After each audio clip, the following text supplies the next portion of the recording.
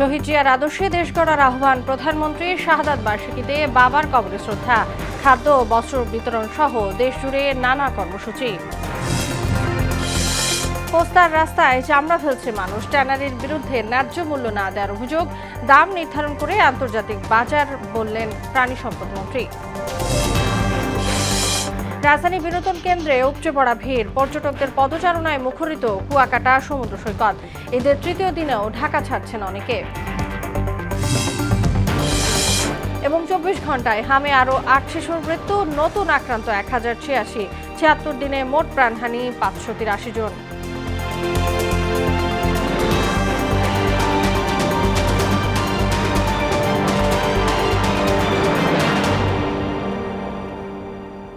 আসসালামু আলাইকুম, পবিত্র ঈদুল আজহার শুভেচ্ছা সবাইকে।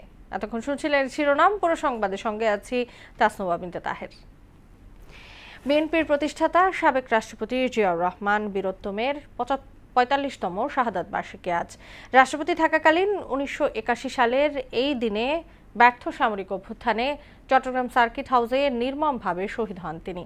ক্ষণজন্মা এই পুরুষ দেশ গঠনের কাজে যখন আত্মনিয়োগ করেন, ঠিক তখনই তাকে হত্যা করা হয়। মহান স্বাধীনতা সহ দেশের ক্রান্তিকালে ত্রাণকর্তা হিসেবে আবির্ভূত হয়েছিলেন মেজর জিয়া। বহুদলীয় গণতন্ত্র সহ মত প্রকাশের স্বাধীনতা ফিরিয়ে দিয়েছিলেন তিনি। তানজিদ ভূঁইয়ার প্রতিবেদন।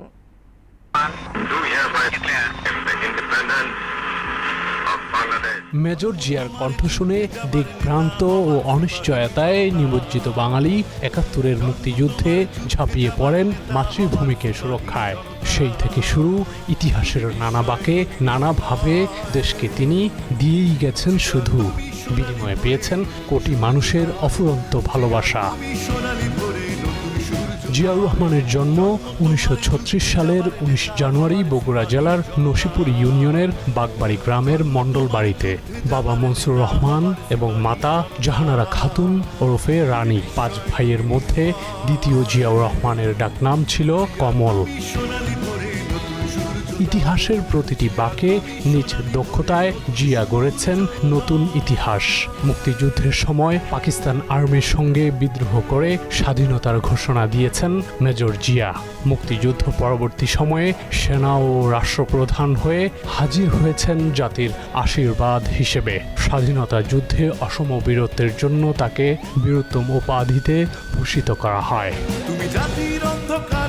বহুদলীয় গণতন্ত্রের প্রবক্তা জিয়াউর রহমান 19 দফার মাধ্যমে দেশকে আর্থ-সামাজিক ভিত্তির উপর শক্ত অবস্থানে দাঁড় করিয়ে 74-এর দুর্ভিক্ষ কবলিত বাংলাদেশ তার সময়ে উদ্বৃত্ত খাদ্য রপ্তানির সক্ষমতা অর্জন করে। একটি উন্নততর জাতিতে পরিণত করার জন্য তার যে নিরলস পরিশ্রম করেছেন এবং ওই অল্প সময়ের মধ্যে একটি জাতিকে তিনি তার নিজ পায়ে দাঁড় করাতে সক্ষম হয়েছেন। একটা হচ্ছে লিডার হিসেবে, নেতা হিসেবে তিনি উদ্বুদ্ধ করেছিলেন যে আমাদের 2টি হাতি হবে বুলডোজার। এবার বলেছেন বক্তৃতার মধ্যে যে এইটা দিয়েই আমরা কাজ করব। বহুদলীয় গণতন্ত্রের মাধ্যমে দেশের মানুষের বাক স্বাধীনতা ফিরিয়ে দিয়ে 4 বছরেরও কম সময়ে রাষ্ট্রপতির দায়িত্বে থেকে বাংলাদেশকে এগিয়ে নেন বহুদূর।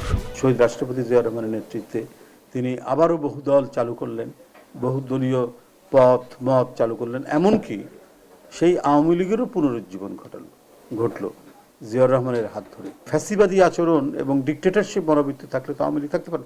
আওয়ামী লীগ তখন অত্যন্ত ঘৃণিত সংগঠন, যেমন এখন মানুষ কোনোভাবেই তাকে পছন্দ করছে না।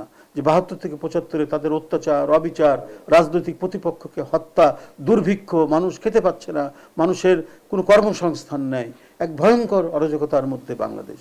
সেই জায়গা থেকে জিয়াউর রহমান বহুদলীয় গণতন্ত্র আবার তিনি ফিরিয়ে দিলেন। বিভিন্ন যে সমস্ত পত্রপত্রিকা বন্ধ করা হয়েছিল সেটা চালু করার নির্দেশ দিলেন। শুরু হলো গণতন্ত্রের যাত্রা, পাশাপাশি উন্নয়ন এবং উৎপাদন। সেই ক্ষেত্রে একটা যুগান্তকারী তিনি পরিবর্তন ঘটাতে লাগলেন। দেশি বিদেশি চক্রান্ত 1981 সালের 30 মে এক ব্যর্থ সামরিক অভ্যুত্থানে চট্টগ্রাম সার্কিট হাউসে নির্মমভাবে নিহত হন জনতার জিয়া। এ খবরে হতভম্ব হয়ে পড়েন গোটা দেশ। সময়ের পরিক্রমায় আওয়ামী ফেসিবাদ সরকার মুক্তিযুদ্ধ ও দেশ গঠনে জিয়ার অবদান মুছে ফেলার চেষ্টা করলেও সফল হয়নি। নিজ কর্মগুণে দেশের মানুষের হৃদয়ে চিরঞ্জীব হয়ে থাকবেন শহীদ রাষ্ট্রপতি জিয়াউর রহমান। তানজিদ ভুঁইয়া, মোহনা সংবাদ, ঢাকা। স্ব অবস্থান থেকে শহীদ জিয়ার আদর্শে দেশ গঠনের আহ্বান জানিয়েছেন প্রধানমন্ত্রী ও বিএনপির চেয়ারম্যান তারেক রহমান। সাবেক রাষ্ট্রপতি জিয়াউর রহমানের ৪৫তম শাহাদাত বার্ষিকীতে রাজধানীতে দুস্থ ও অসহায় মানুষের মাঝে খাদ্য সামগ্রী ও বস্ত্র বিতরণ কর্মসূচিতে একথা বলেন তিনি। সকালে শহীদ জিয়ার সমাধিতে শ্রদ্ধা নিবেদন করে দোয়ায় অংশ নেন প্রধানমন্ত্রী সহ দলের নেতারা। তানজিদ ভুঁইয়ার আরেকটি প্রতিবেদন। সাবেক রাষ্ট্রপতি জিয়াউর রহমানের ৪৫তম শাহাদাত বার্ষিকী উপলক্ষে সকালে শেরেবাংলা নগরে বাবা মায়ের সমাধি জিয়ারত করেন প্রধানমন্ত্রী তারেক রহমান। এ সময় নেতাকর্মীদের পদচারণায় মুখর হয়ে ওঠে চারপাশ। বাবা মায়ের সমাধিতে ফুলেল শ্রদ্ধা, দোয়া মোনাজাতে উপস্থিত ছিলেন দলের জ্যেষ্ঠ নেতারা। এ উপলক্ষে দিনব্যাপী দুস্থ ও অসহায় মানুষের মাঝে খাদ্য সামগ্রী ও বস্ত্র বিতরণ কর্মসূচির আয়োজন করে বিএনপি।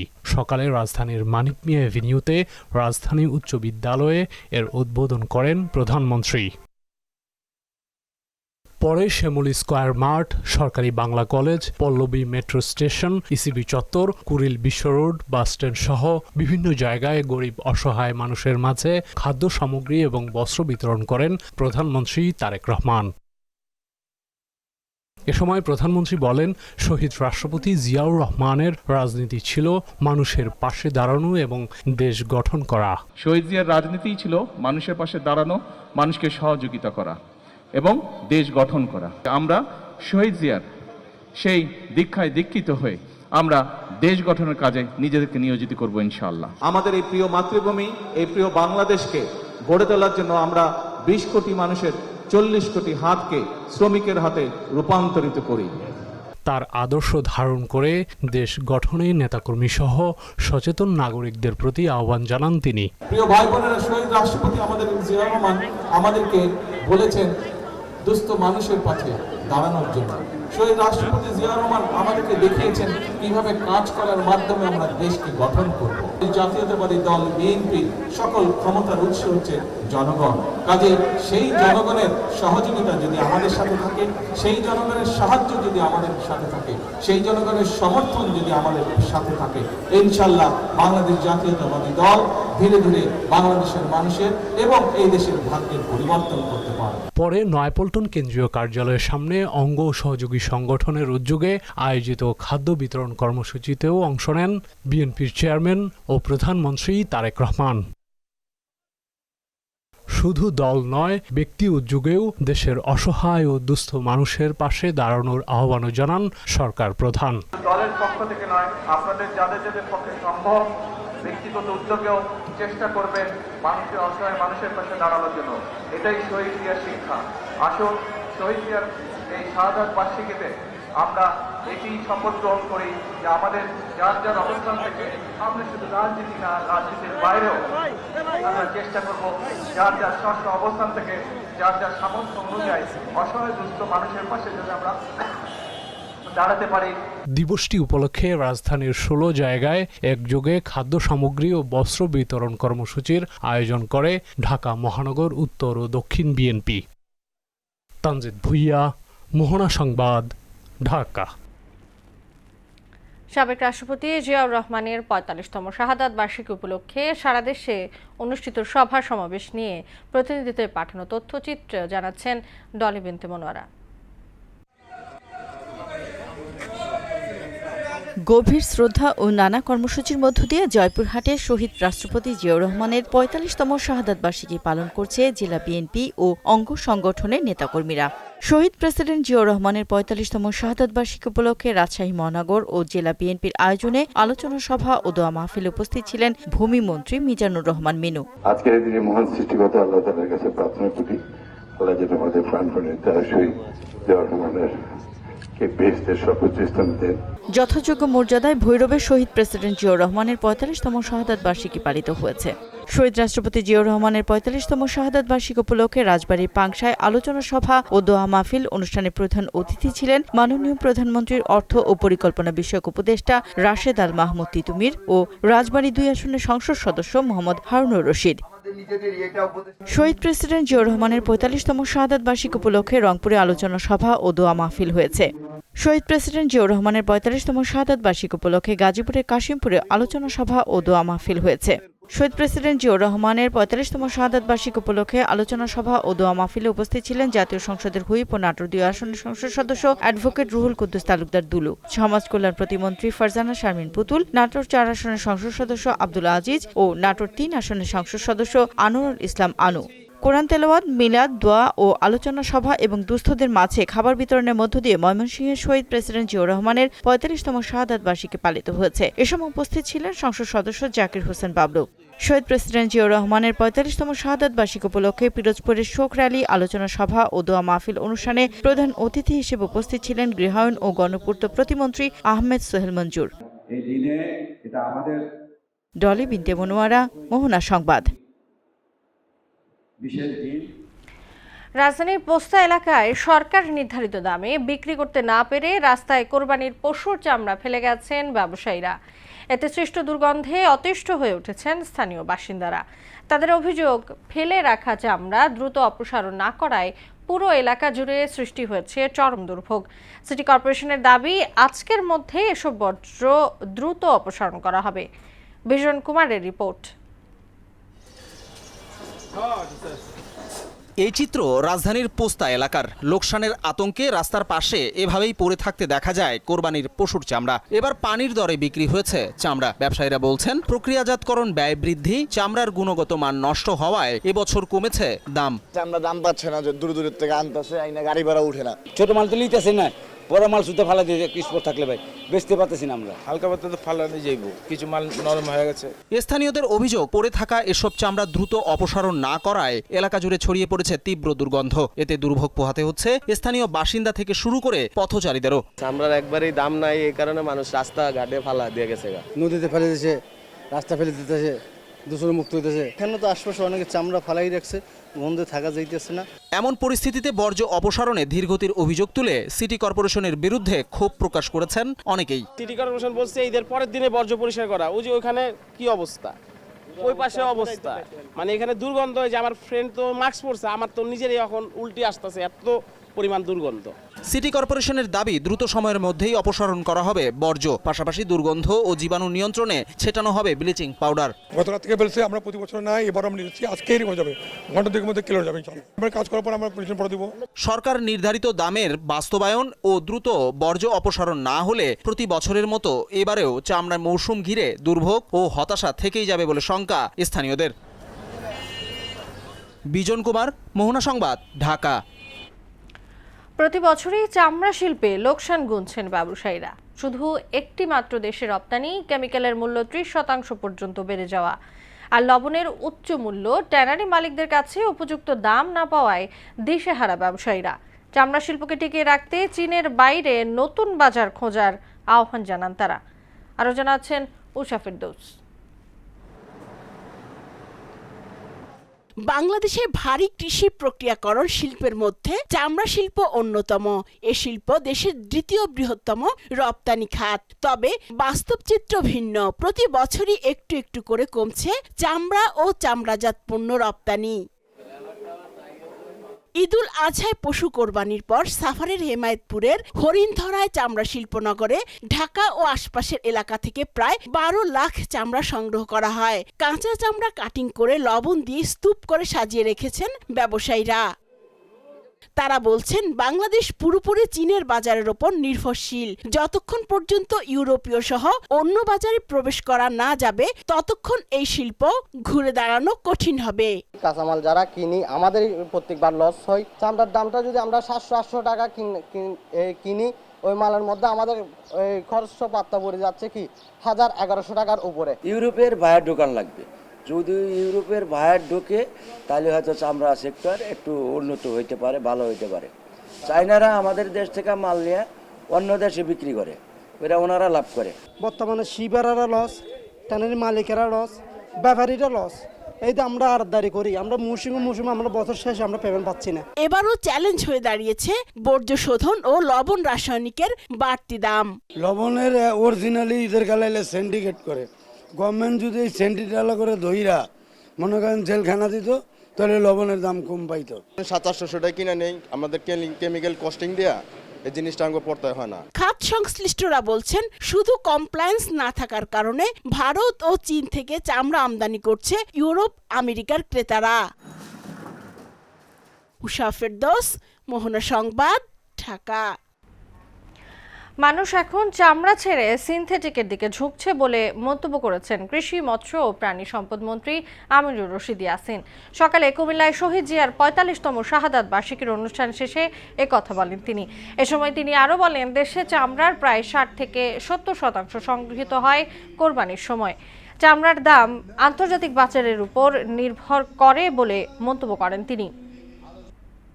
মানুষ এখন চামড়া ছেড়ে সিনথেটিকের দিকে ঝুঁকছে, কারণ বিশ্বব্যাপী মানুষের বাইং ক্যাপাসিটি ড্রপ করেছে। চামড়া দেশের চাহিদার উপরে নির্ভর করে না, চামড়া আন্তর্জাতিক বাজারের উপরে নির্ভর করে। চামড়া অনেক ভ্যালুয়েবল এবং শুধু ঈদেই যে চামড়া হয় তার 60% এবি কোয়ালিটির চামড়া হয়, অনেক হাই কোয়ালিটি। এটা এমন হওয়ার কথা না, ওই কারণে হয়তো হয়েছে। ঈদের তৃতীয় দিনে রাজধানীর বিনোদন কেন্দ্রে ভিড় জমিয়েছে নগরবাসী। পার্কগুলোতে মানুষের চাপ থাকায় অনেকেই বেছে নিচ্ছেন হাতের ঝিলের ওয়াটার বোট বা দিয়াবাড়ির অস্থায়ী পার্কগুলোকে। রাজধানীতে শিশুদের নিয়ে ভ্রমণের মতো জায়গা কম বলে অভিযোগ করেন অনেকে। শাহবাগের মূল শিশু পার্ক পুনরায় উন্মুক্ত করে আরও নতুন পার্ক নির্মাণের দাবি জানিয়েছেন বিনোদন প্রেমীরা।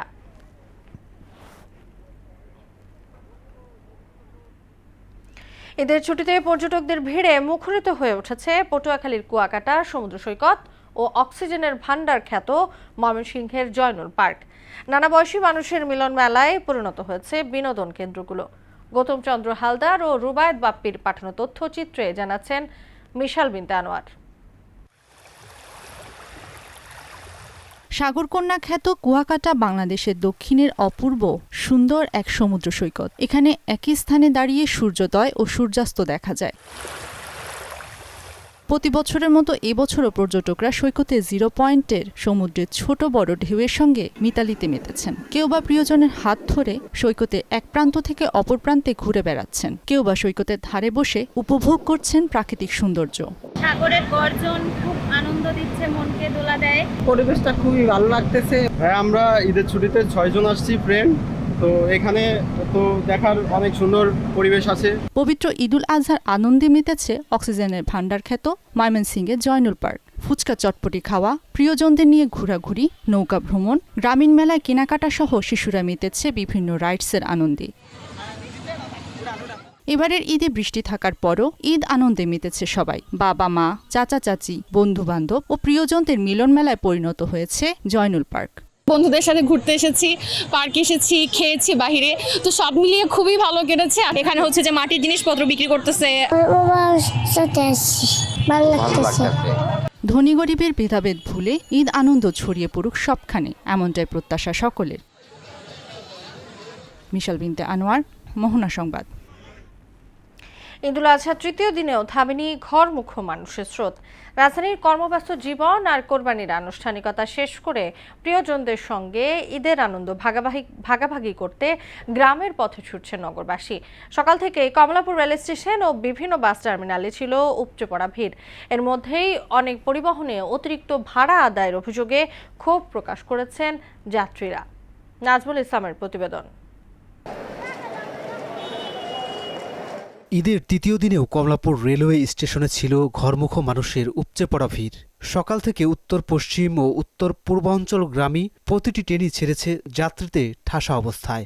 ভেতরে জায়গা না পেয়ে অনেক যাত্রী বাধ্য হয়ে ট্রেনের ছাদে উঠে বাড়ি ফিরছেন। ঈদের আগে কাজের চাপ সামলে উঠতে না পারা মানুষগুলো এখন প্রিয়জনদের সঙ্গে আনন্দ ভাগাভাগি করতে বাড়ির উদ্দেশ্যে যাত্রা করেছেন। অনেক দিন পর যাব, আমার গ্রামের মানুষের সাথে দেখা করব, আমার ফুপু আমার চাচাদের সাথে দেখা করব, আমার অনেক ভালো লাগছে। আমরা ঢাকাতেই থাকি আর ঈদের পর আমাদের খালামণির বাসায় বেড়াতে যাচ্ছি। যাত্রার দুর্ভোগ এড়াতে ঈদের পর রওনা হওয়া মানুষজনও শেষ পর্যন্ত পড়েছেন একই ভোগান্তিতে। যানজট এড়াতে আমরা সবাই ঈদের পরে যাত্রা শুরু, কিন্তু এখানে আইসা দেখি এখনো ভিড় রয়ে গেছে। যানজট না থাকার কারণে ঈদের পরে যাওয়া কিন্তু এখন অনেক ভিড় হচ্ছে। এদিকে সকালে রাজধানীর অন্যতম প্রধান প্রবেশদ্বার গাবতলী ও কল্যাণপুর বাস টার্মিনালে ঘরমুখ মানুষের ভিড় লক্ষ্য করা গেছে। ভিড়ের সুযোগ নিয়ে কিছু পরিবহনে আদায় করা হচ্ছে অতিরিক্ত ভাড়া, ফলে ক্ষোভ ও ভোগান্তির মুখে পড়েছেন ঘরমুখ মানুষ। ঈদের সময় এখানে অনেক যানজট থাকে, আমরা এই জন্য যাই নাই, এখন রাস্তা ফাঁকা, এই জন্য আমরা দেশে যাচ্ছি।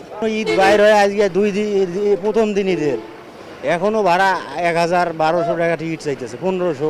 এমনি তো নর্মালি 500 টাকা হলে ভালো গাড়িতে যাওয়া যায়। ভাড়াতে ছিল 200-300 টাকা, এখন 400 টাকা। এদিকে গ্রামে ঈদের ছুটি কাটিয়ে জীবিকার তাগিদে রাজধানীতে ফিরতে শুরু করেছেন অনেকেই। নাজমুল ইসলাম, মোহনা সংবাদ, ঢাকা। গেল 24 ঘন্টায় হাম উপসর্গ নিয়ে আরও 8 শিশু মৃত্যু হয়েছে। এই সময় আক্রান্ত হয়েছে 1086 শিশু। এ নিয়ে গেল 15 মার্চ থেকে এখন পর্যন্ত উপসর্গ নিয়ে 583 শিশু মারা গেছে।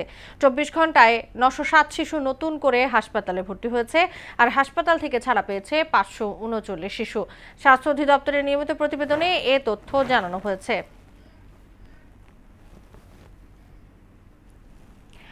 পবিত্র হজের মূল আনুষ্ঠানিকতা সম্পন্ন করে সৌদি আরব থেকে দেশে ফিরতে শুরু করেছেন বাংলাদেশি হাজিরা।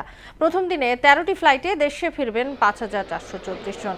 শনিবার সকালে রাজধানীর হযরত শাহজালাল আন্তর্জাতিক বিমানবন্দরে পৌঁছায় 419 জন বহনকারী প্রথম ফ্লাইট। শুক্রবার স্থানীয় সময় মধ্যরাতেই জেদ্দার কিং আব্দুল আজিজ আন্তর্জাতিক বিমানবন্দর থেকে উড়াল দেয় প্রথম ফিরতি ফ্লাইট। এবছর পবিত্র মক্কায় হজ পালনে যান 79,164 জন, এর মধ্যে মারা গেছেন 31 জন। প্রাণের উচ্ছ্বাসে মাতল পিরোজপুরের স্বরূপকাঠির এসএসসি 2000 ব্যাচের শিক্ষার্থীরা। ব্যস্ততা আর নাগরিক জীবনের যান্ত্রিকতা দূরে ঠেলে এক ছাদের নিচে জড়ো হয় এক ঝাঁক বন্ধু।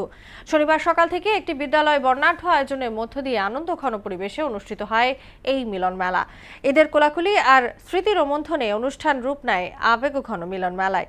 এ ব্যাচের শিক্ষার্থীরা পরিবার সহ অনুষ্ঠানে অংশ নেন। আয়োজকরা জানান, পারস্পরিক সৌহার্দ্য বজায় রাখা এবং ভবিষ্যতে কল্যাণমূলক কাজ করার লক্ষ্যেই এই মিলন মেলার উদ্যোগ নেওয়া হয়েছে।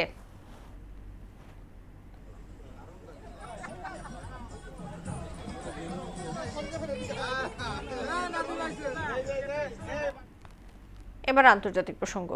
গাজার 70% নিয়ন্ত্রণে নেয়ার পরিকল্পনার বিরুদ্ধে স্পষ্ট অবস্থান নেয়ার জন্য আন্তর্জাতিক শান্তি বোর্ডের প্রতি আহ্বান জানিয়েছে ফিলিস্তিনি সশস্ত্র গোষ্ঠী হামাস। একই সঙ্গে এ বিষয়ে সংস্থাটির নীরবতার সমালোচনা করেছে সংগঠনটি। অন্যদিকে যুদ্ধবিরতি লঙ্ঘন করে লেবাননে হামলা আরও জোরদার করেছে ইসরায়েল। যুক্তরাষ্ট্রের সঙ্গে যদি চুক্তি না হয়, ইরানে আবারও সামরিক অভিযানের হুঁশিয়ারি দিয়েছেন যুক্তরাষ্ট্রের প্রতিরক্ষামন্ত্রী পিট হেগসেথ। চীন সহ কোনো রাষ্ট্রই একক আধিপত্য বিস্তার করতে পারবে না এবং আমেরিকা ও মিত্রদের নিরাপত্তাকে বিঘ্নিত করতে পারবে না বলেও মন্তব্য করেন তিনি। মিয়ানমারের প্রেসিডেন্ট মিন অং হ্লাইং 5 দিনের সরকারি সফরে আজ ভারতে পৌঁছেছেন। প্রেসিডেন্ট হওয়ার পর এটি তার প্রথম বিদেশ সফর।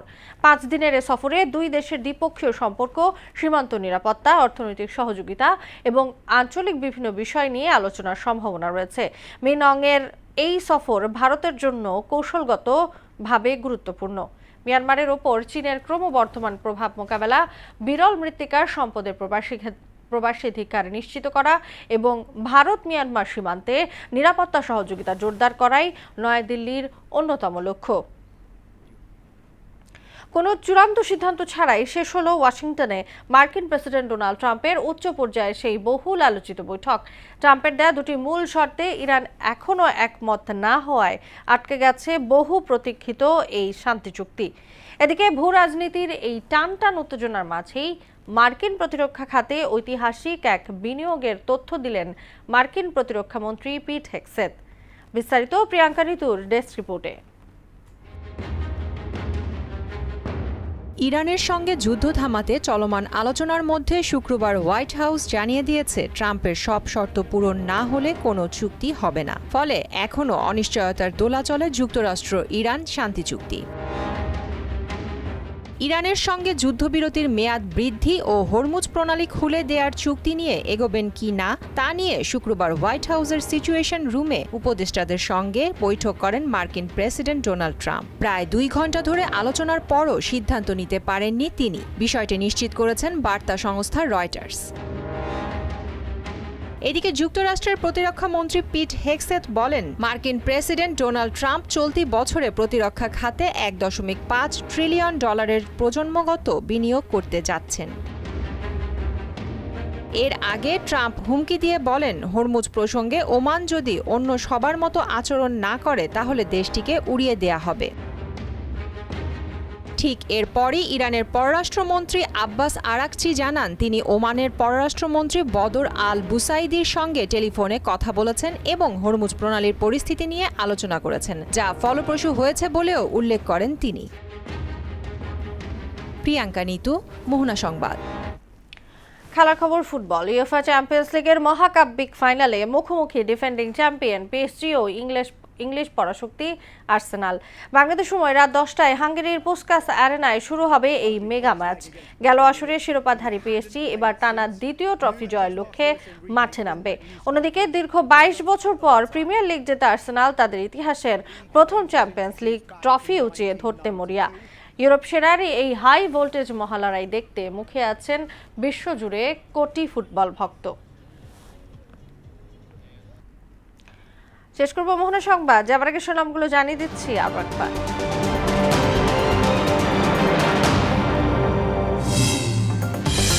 শহীদ জিয়ার আদর্শে দেশ গড়ার আহ্বান প্রধানমন্ত্রীর। শাহাদাত বার্ষিকীতে বাবার কবরে শ্রদ্ধা, খাদ্য ও বস্ত্র বিতরণ সহ দেশ জুড়ে নানা কর্মসূচি। পোস্তার রাস্তায় চামড়া ফেলছে মানুষ, ট্যানারির বিরুদ্ধে ন্যায্য মূল্য না দেওয়ার অভিযোগ। দাম নির্ধারণ করে আন্তর্জাতিক বাজার, বললেন প্রাণী সম্পদ মন্ত্রী। রাজধানী বিনোদন কেন্দ্রে উপচে পড়া ভিড়, পর্যটকদের পদচারণায় মুখরিত কুয়াকাটা সমুদ্র সৈকত। এদের তৃতীয় দিনেও ঢাকা ছাড়ছেন অনেকে। এবং 24 ঘন্টায় হামে আরও 8 শিশুর মৃত্যু, নতুন আক্রান্ত 1086। 76 দিনে মোট প্রাণহানি 583 জন।